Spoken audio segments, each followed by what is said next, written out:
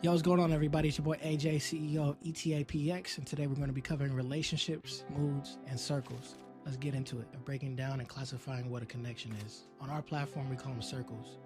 Now, when you follow somebody, you're joining their circle. When they follow you, they're joining your circle. We call them merging circles. Now, a lot of people overlook the mutual connection that people make on platforms, but we don't. That's where we concentrate our energy, because mutual relationships is essential to building communities on Whistlr. When you merge circles with somebody, your feed and day-to-day activity will now come across that user. You'll be able to see what they're doing, how they're feeling, their latest posts, and most importantly, they'll be able to see yours. The moment you merge circles, now your guys' groups are able to see each other and spot each other. However, that mutual connection does go a long way when it comes to the algorithm. So let's say AJ's out with Kevin and we're getting lunch. The people inside of Kevin's circle are not only aware of what Kevin's doing because they're part of it, but now they're aware of what I'm doing as well. Our circles combined creates a merged post and activity whenever we post. So the feed activity that people usually see from Kevin's circle will now include activity we have done together. But let's say now we want something more than just merging a circle. Maybe a possible relationship, business partnership, highlighted, not dismissed. Now, relationships are requests. You can't force on somebody. They have to be, again, mutual. And this is where the fun comes in.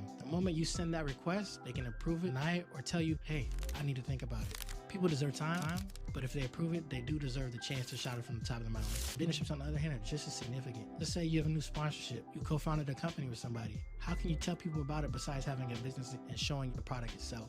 A lot of businesses, both small and big, take pride in those who they built it with.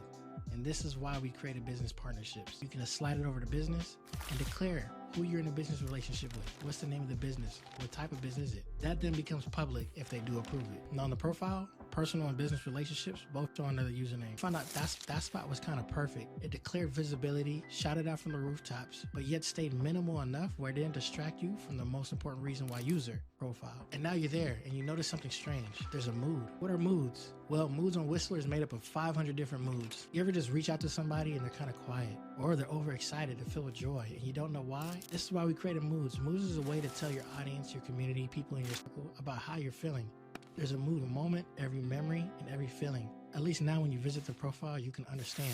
Maybe they're chilling. Maybe they're not feeling it. Maybe they're sick. At least now, having a mood tells you exactly how to approach them. As we went over today, moods, relationships, and circles. But because we're limited on time, we wanted to cover everything fast. If you want to find out more, join ETAPX or jump on Whistlr, become a part of our community.